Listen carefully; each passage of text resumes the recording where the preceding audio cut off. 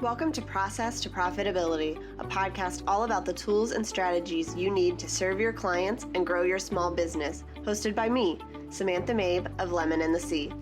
Join me as I chat with creative entrepreneurs and small business owners about how they built and grew their businesses and how you can do the same in a way that fits you. Let's get started. You're listening to episode 151 of Process to Profitability. You've heard the term messaging, but you may not be sure what it really means for your business. Today, Erin Braford is here to share what brand messaging is and why it's important for you as a business owner. She shares how your purpose, vision, and values tie into your brand messaging and some quick tips for refining the messaging you've already been using. We also discuss how messaging might differ based on whether you sell products or services, and mistakes Erin sees business owners making when it comes to creating and effectively using their brand messaging. There's a point in your business when it's time to double down on what's working, bring in outside help, or gain visibility so you can grow. That's when your brand needs to start pulling its weight and working for you. Erin Braford helps service providers develop a strategic messaging system so they can communicate clearly, confidently, and consistently with less effort. Erin believes deeply in the power of small businesses to change the lives of our communities, team members, families, and yes, even the world. She is here to help gutsy entrepreneurs go all in on their best ideas. Erin lives in Richmond, Virginia with her handsome husband and 3 beastie children. Be sure to check out her website, Instagram, LinkedIn, and if you want to learn more, join her monthly brand jam at the link in the show notes. Hi, Erin. Thanks for joining me today. Hey, Samantha, thanks for having me. I read your bio at the beginning of the show, but I'd love it if you could tell us a little bit more about who you are and how you got to where you are in your business. Sure. So I am a brand messaging strategist or a brand strategist that focuses on messaging. And I got here by being in the marketing field for a really long time. And I think the best way is just to tell a quick story, which is I was working in a B2B software company, and I had been there for 5 years building the entire content marketing, WordPress experience, all of our digital marketing, managing all of that, and really supporting the sales team, sales enablement. And it just got to this point in that business's journey where the sales team was really struggling to make decisions, and the leadership team wasn't really clear about how to help them. And therefore, as the marketing person who's there to support sales, I was very unclear about how to support the people that I cared about and that were trying to do a really good job. And so what ended up happening was everybody just sort of got frustrated, and we felt totally rudderless. We weren't able to make decisions as a team or as individuals in our own roles. And it really just led me to say, what's going on? Why do we not know who we are, what we stand for? We have this list of values up on the wall, but I don't see them coming to life in our everyday. And it just kind of made me want to go deeper into my, just to understand, how do we rally people around some of these ideas and know what we stand for? And so I kind of left that space and moved into brand. And I've been here ever since, really on the strategy side of things, which is a lot of, maybe you might say, like your verbal identity versus so much the creative. So I typically partner with creatives to do the logos and websites and things like that. But this is really about the strategy. What is the core of who you are? And then how do we find the right words to bring that to life? Yeah, I'm excited about this topic because we hear about messaging online and you have to know what your message is. But I think we struggle to know what that really means for our own businesses. And when you hear brand, a lot of people think colors and logos, and they forget that there's this bigger piece behind all of that that drives what your business looks like, and then all of the things that come out of that. So this is really foundational, but it's something a lot of people don't even know to think about. 100%. It's been really interesting in my own business trying to figure out how to help people understand what this piece is. But you're right. It is that those central ideas of who you are, who do you serve, how do you do it uniquely, why do you do it, and all of that is what makes turning that into copy, turning that into creative, sharing those messages out in the world a lot easier because you know what you stand for, you know what that message is. And it's just a matter of, great, now I need to create the tools that take it from my brain and into the eyes and ears and lives of the people I want to serve. Yeah, I think that's really helpful to think about it that way, because what you do is not copywriting or brand design or websites, but it's the piece that has to come first that everything else is built upon if you want to really be clear in what you're doing and who you're talking to and what you're telling them. Absolutely right. Let's start by talking about really what brand messaging is and why it's important for businesses as that foundation. Absolutely. Brand messaging is a framework or a system in my mind, the way that I kind of position it to my clients. And what we're talking about is, again, those big ideas. If you want to think about it almost like a triangle or any other framework that works for you visually. But at the foundation, you want to know what is your purpose. And some of that can come out vision, mission, purpose, all of that. And then at the very top, you're thinking about exactly who you're for. What is that audience that you know? Who is the audience that you know so well? You understand their pain points, you understand their ambitions, you understand their fears, and you really do need to know them kind of in and out. And then we build everything in between to connect who they are to what you do for them. What's the thing that they desire, the end state they want? That's your kind of some of your core messaging. And then how do you deliver that? So another way to think about that is, what is your promise to them? And then how do you prove to them that you can deliver it? And when they stack all together, it becomes a really easy system because you're always going back to those same core ideas. And you can tell those stories in a lot of different ways. So, for example, let's say with your VIP day, the way that the how that you're offering that service is about getting in, getting it done, not letting it languish, and making it really clear and structured from beginning, middle, and end, right? And so you're setting that expectation. Now, in your messaging, outgoing, you can talk about all the different ways that you make things very clear, that you make things really easy, that you're about creating structure. So, for example, when you share a post about, look at how structured my process is, you're just reinforcing for that audience that key message of, Samantha is going to take care of me step by step by step, and I have nothing to worry about. I think that's helpful because we know those like pieces there. We know, okay, I have to know my target market. I have to know what it is that I'm going to do, but tying that all into like how we actually say that to people and what we're sharing is the hard part, and where so many people struggle, because that's kind of the front facing piece of all of this back end. I find that a lot of people, when I ask them, like, well, let's dig into that. Tell me a little bit more about, how do you serve your audience? I work specifically with service providers, so it really is challenging because it's about kind of selling invisible things a lot of times, right? We have deliverables, but so much of the work is the thought partnership and the structure and the way we lead them through the process. So I find that people will say one thing that they've sort of copywritten in their minds, like, I build synergies among the blah, blah, blah, blah, and they're kind of like trying to sound very professional. But then I say, well, what does that actually mean? And they're like, well, I cut through the crap and I help people say what they mean. I'm like, great. That's your message. You help people, we can make decisions later about whether you say crap or not, but that is the message. So let's strip back all the jargon. Let's strip back what you think you should be saying and say the thing that actually matters to your audience. Yeah.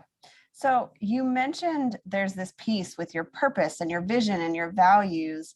And we are seeing that come to light online, that it's so important. And people really are invested in working with businesses that align with those things for themselves. So why is that piece so important in brand messaging? And how do you help people dig into that?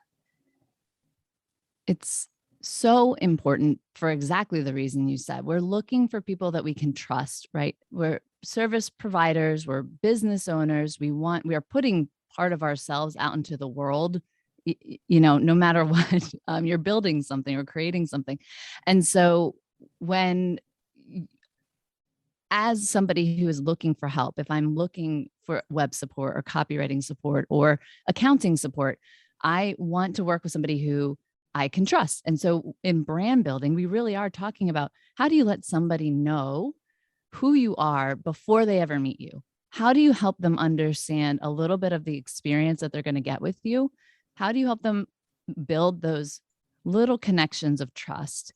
And so those values come into play there, and they become an excellent foundation for creating a lot of content, for creating a lot of your outgoing messages, because you're showing up authentically as yourself if you're coming from the place of your values.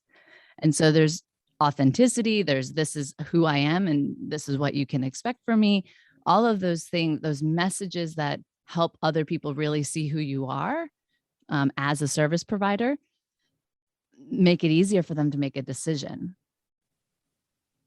It's really a shortcut to building trust. That makes a lot of sense. And in our businesses, like, that piece comes through in the way that we serve people, the things that we talk about. But I think we don't always think of it as like, oh, that's actually important to my business. But when it's important to you as an individual who is running a business, that does come out. And so actually taking the time to like sit down and work out what that is and how you can communicate that it makes it a lot easier to then connect with people who have similar values. And we all want to work with people that we are aligned with, because it makes it so much easier. And I think this is another piece of that, is if you all are on the same page about something, then it's going to be a better experience than having to work with somebody who is not in that same place. Yeah. And it absolutely does not mean everyone has to be the same. We don't all have to be the same person, but we are looking at how you're looking to basically make a hypothesis, right? A guess, like, are they going to treat me well? Are they going to understand me? And at the core, messaging is all about being understood. Brand is all about being understood. And that's why I think it feels so personal and it feels hard for folks, because there's so many questions about, like, how much of myself do I share as the business owner? What's business versus what's professional? But in the end, who you are as the business owner, and then, even if you have a team, who your company is, shouldn't change that much over time. Like, yes, your services might evolve. Yes, your audience will evolve. But the core of how you show up, if you're an empathetic person, if your company values empathy and vulnerability, if your company values process, because it matters to the owner, and then ultimately to the team, that is going to show up now, 10 years from now, 20 years from now. And so when we take the time, this work, my clients ask me all the time, when we take the time to dig into the values, you're really setting yourself up to say, yes, this is how I want to show up. Whether you have made that connection 100% or not, that's part of the work I get to do, right? Is help people make that connection. And the question I often get from clients is, why are we talking about my values? Even though they're values-driven humans who want to bring that into their work, it's almost not clear what the function of it is in the business, like you just said. This will show up, like you said, no matter what it is that you offer. So in business, I have changed my services a lot over time. But something I always hear from my clients is, you're really efficient. You answered all of my questions. You were willing to dig into issues. And those are the values of my business that haven't changed, no matter what it is that I'm offering to somebody. Absolutely. And one of the exercises that I always ask and anybody of your listeners could do this right now, is sit back and say, okay, what are the things that I hear from clients all the time, like you just said? And then what are those things I would want my team? Let's say I have a team in 5 years. And so it's not just me making all the decisions. What are the behaviors, the ideals, the principles that I would want everybody on my team living out every day, especially in client-facing interactions?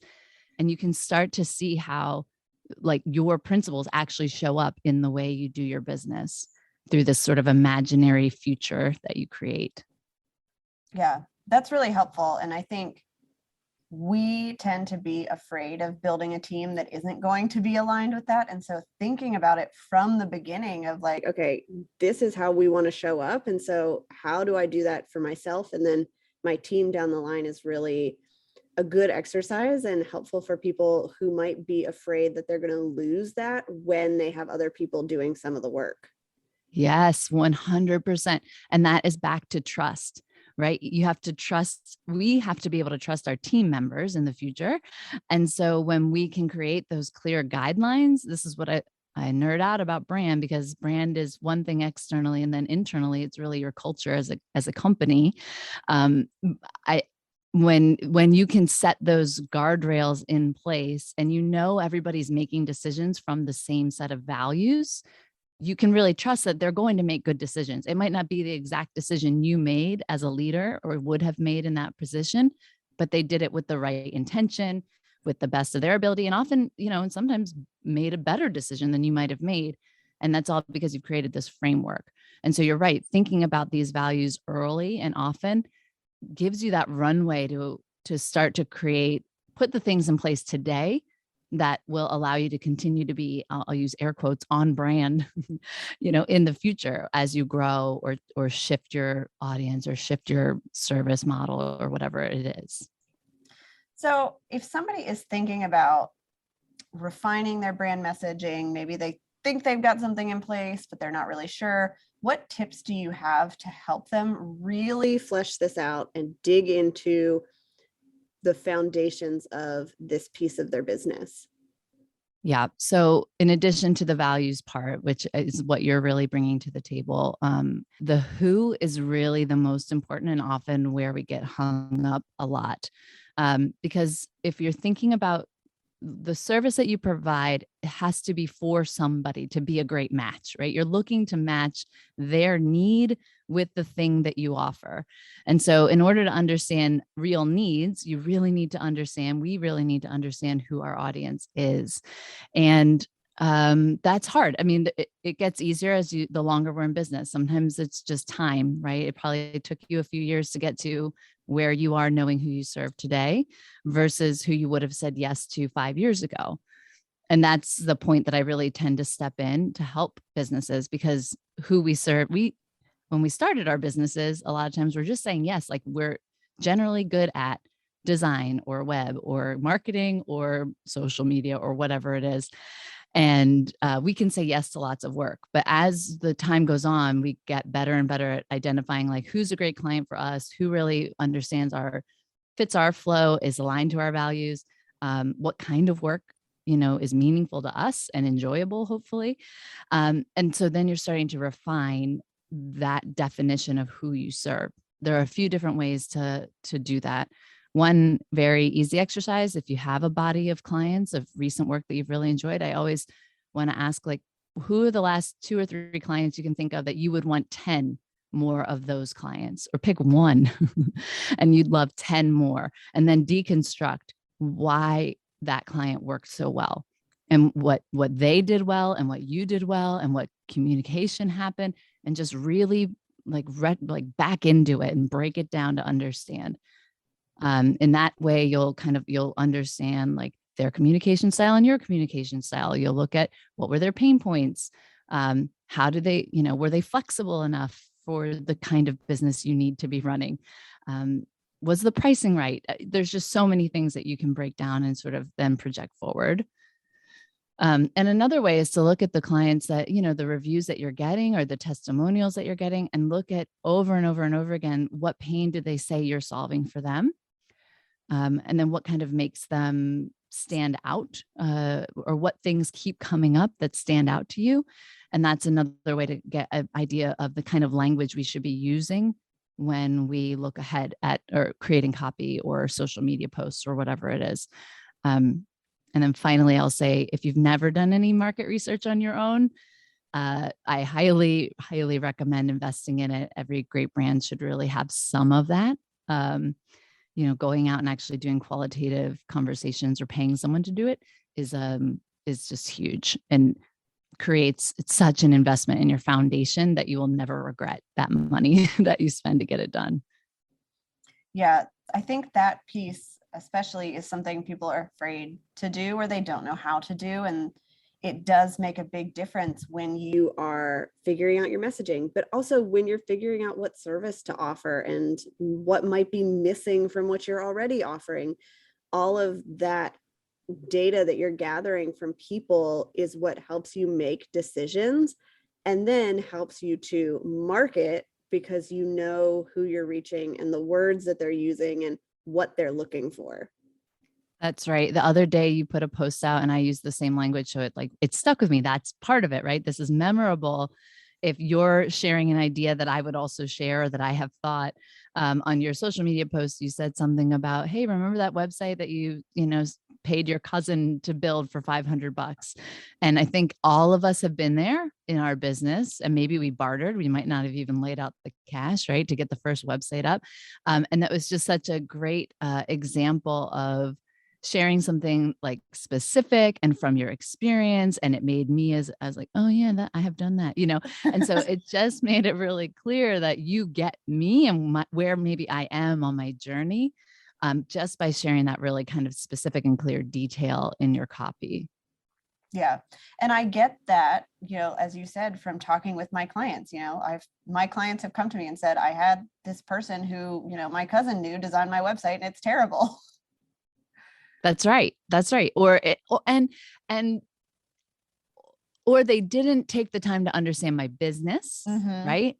Or the function it needed. So there's just so many reasons that just doesn't work, right? But at the time, you just needed to get it up, right? You business owner starting out, like, I just need something that shows I'm a legit human being. And that is fine. And your brand and your overall presence and your message will all evolve as the business grows and changes as well, which is something that a lot of folks, I think, also get nervous about thinking about their brand because there's this idea of permanence. And there are aspects of it that are permanent, maybe, or like I said, that will always show up, your values, who you are, whatever, and maybe even the personality of the brand. And then there are things that will evolve, the how, the who, all of those things can shift over time. Yeah, that's a good reminder. And even some of those, people that I started out following years and years ago, and I was like, oh, they've got it all together. Like they have shifted. They might have changed their business name or whatever. Those things change, but the core of how they are showing up to help people really hasn't. And so, okay, you are still the same person, even though you're doing things differently. It might be a different name. It might look different, but I know that you are still behind all of this. Yeah. And that's one of the hardest things, when it comes to brand, when it comes to your brand evolving. One of the reasons I have a job is because I get to help people think about what parts of their message have shifted. Right. And so we, again, anchor back to that value, anchor back to who, what you stand for in the marketplace, perhaps. But then if your audience has shifted, how do you bring people along? How do you let them know by creating a consistent new message of, I do VIP days now, using you as an example, right? And part of that is just knowing that that's what your offer is going to be, and then showing up and saying it over and over and over again, and just realizing that takes time to build. Branding is a brand building. I kind of prefer brand shaping, but we can talk about that later. But building your brand is a long tail strategy. It is not something, it's built because it's building trust. We're really getting at the core of who you are and who your client is or who your audience is, and trying to build that trust and make that relationship solid and reliable. Yeah. So how does this messaging, so the messaging is our foundation. It's talking about who we are and, who we help. How does that tie into our bigger marketing picture? Ooh, such a good question. So I always advocate for this work because it makes making decisions easier across the whole business.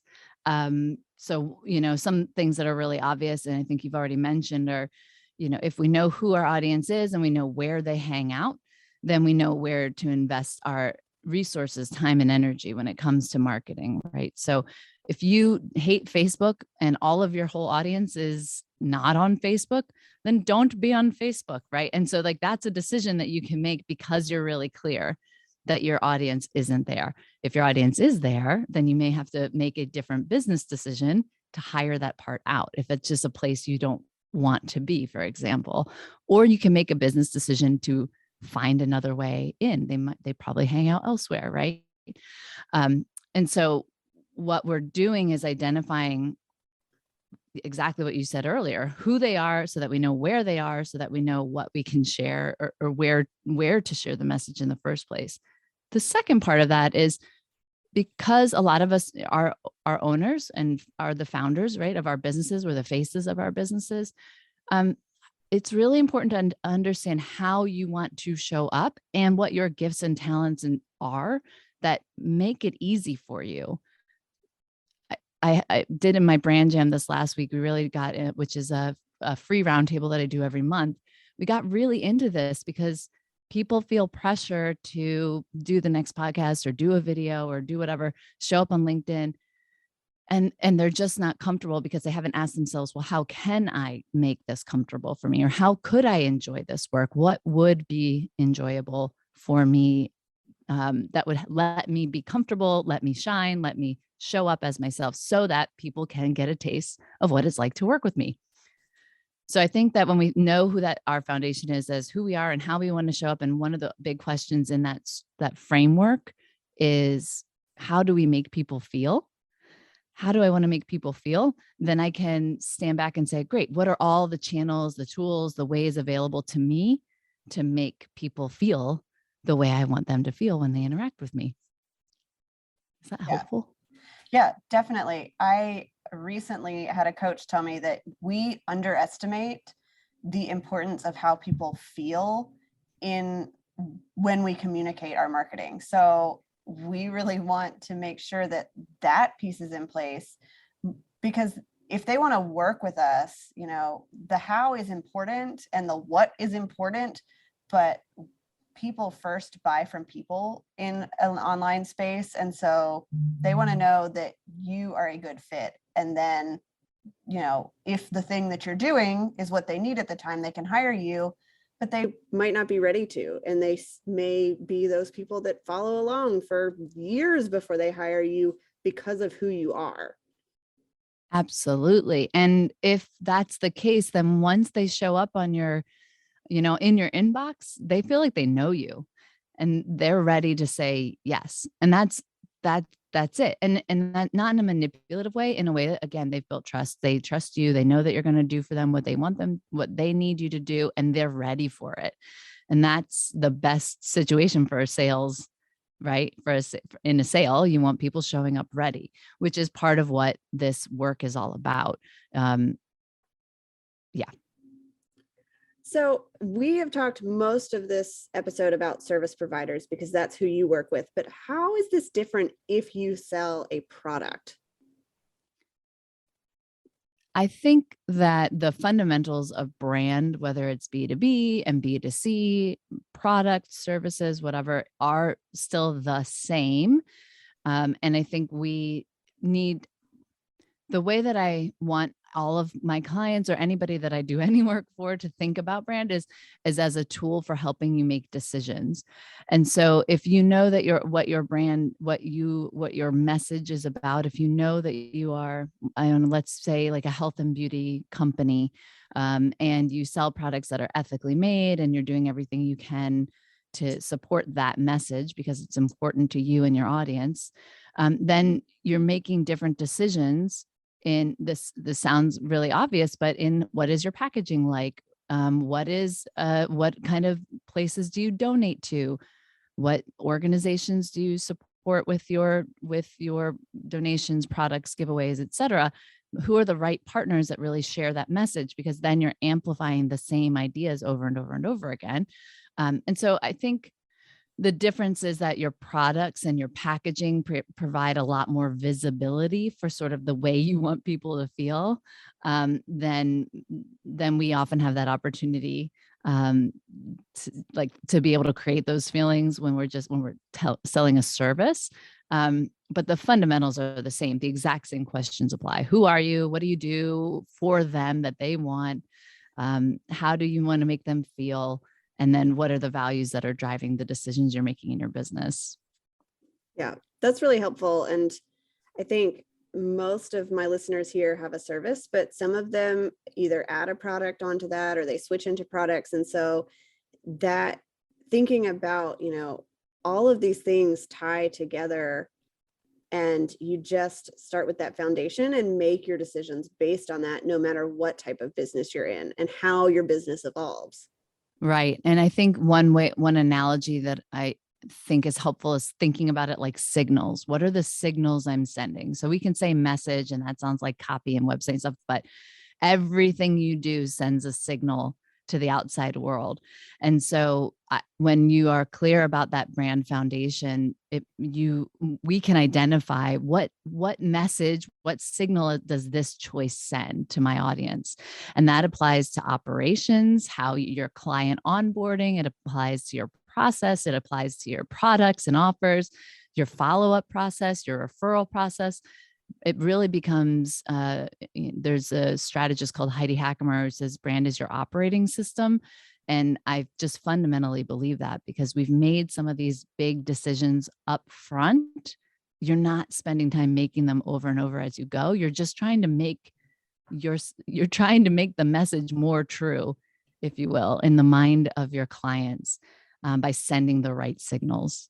When in business, do you find it helpful for people to work with somebody like you as opposed to trying to figure this out for themselves? One of the best places, or the places I'm finding consistently to step in, are right before somebody is about to redo their website.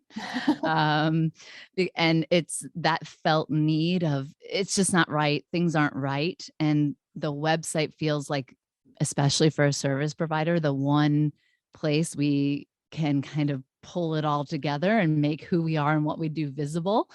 And so I think people get really stressed out, and they don't necessarily know what isn't working, but they feel like something isn't working. And a lot of times the website is the answer in their minds. But when we start to unpack, it's, well, actually, it's because it doesn't represent me well. I don't feel understood, or it's not clear to my audience that I'm not for them anymore. I've moved on. In my own business, 5 years ago, 6 years ago, I was really, really focused, I think when we met, Samantha, on creative professionals specifically. And it took a couple of years, and it wasn't, then I was sort of in that space and known for that, and ultimately decided to shift away from that specific type of business owner.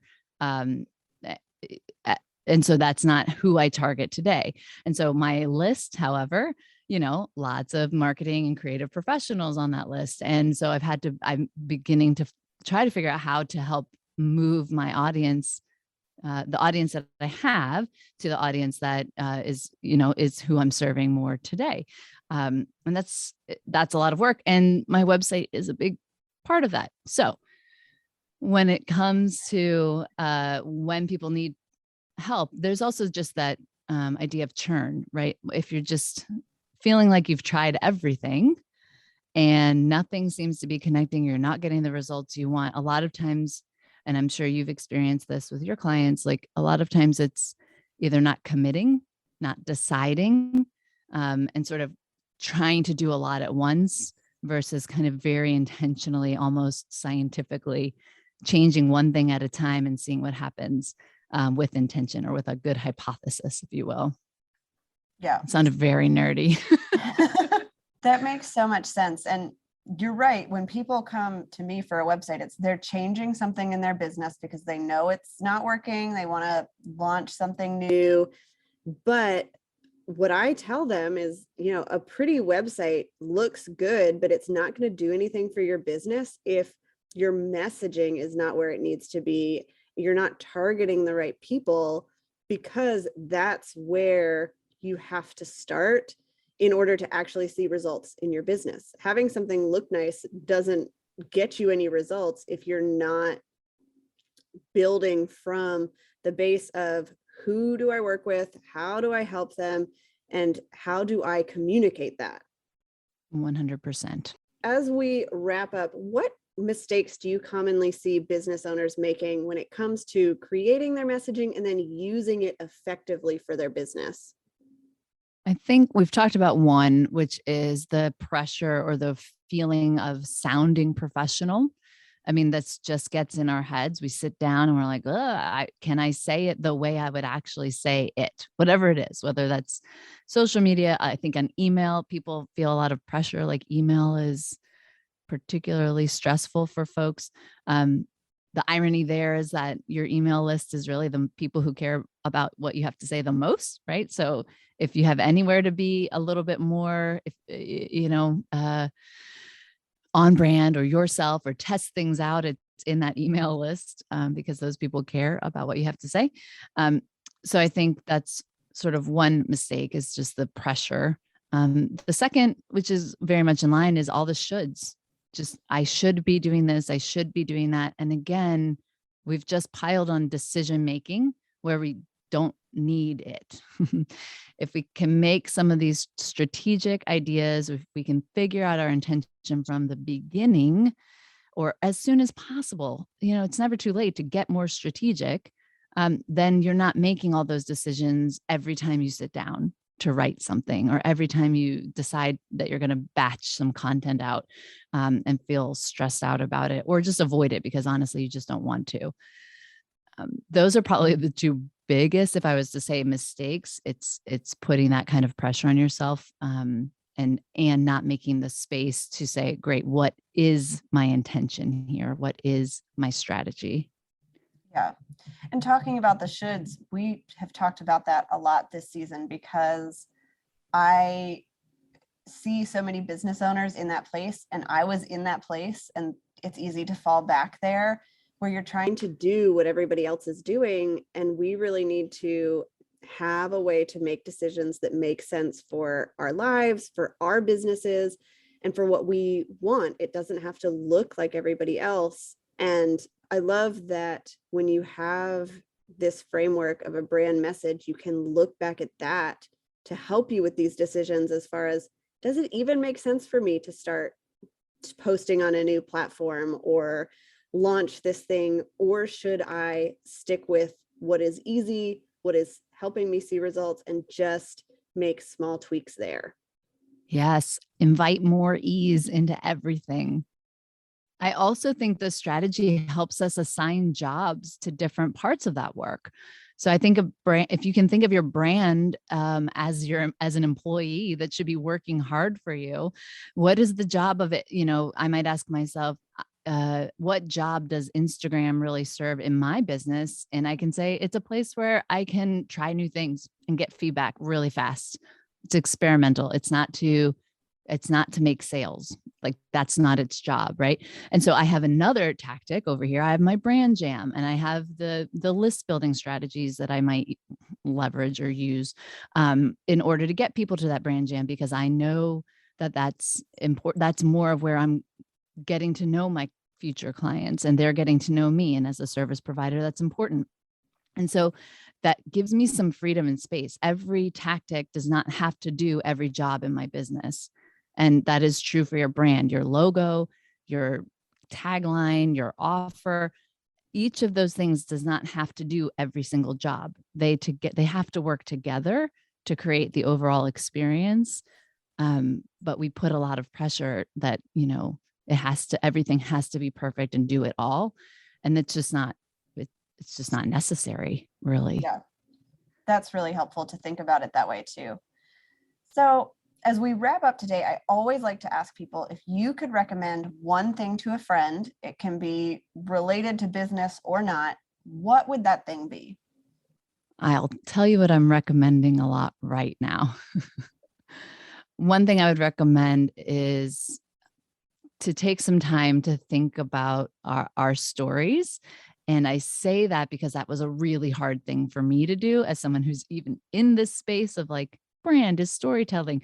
that didn't really resonate with me at all. And I had a really hard time sharing from my own experience, for all of the reasons we just talked about today. And once I invested a little bit of time and energy, I hired somebody to help me, honestly, to help me figure out how to tell my personal stories in a more professional kind of way. And it just really unlocked so much of, what do I really stand for? Who am I? How do I want to show up? What's the legacy? And those are huge questions, which feel overwhelming if you're not in that headspace. But what I wanted was just the ability to feel confident and show up and share. And what I got was all of that other really deep and good stuff. So that's kind of what I'm recommending to everyone right now. I think we just move really quickly and don't take a lot of time to think about what our intention is in work and in life. And it's not a should, it's just a gift. It's a gift to yourself. Yeah, perfect. So where can people find and connect with you online? You've mentioned the Brand Jam. So where can they find all of that information? Sure. So erinbraford.com, Braford, Erin Braford .com. There's a link called Roundtable at the top, and that's to the Brand Jam. And then I am on Instagram for fun, EB_strategy. And then LinkedIn is really my preferred, and that's the /Erin Braford. So that's pretty easy. I love to connect there and just hear people's stories about, what it is that they're trying to do. So. Perfect. I will link to all of that in the show notes, so people can check you out, get in touch with you, sign up for the Brand Jam for your next month when that happens. But thank you so much for coming on the show today. Thank you for having me. I have enjoyed this conversation very much. Thanks for listening to Process to Profitability. Please take a minute to leave an honest review in iTunes so that I can help more small business owners and creative entrepreneurs find the show.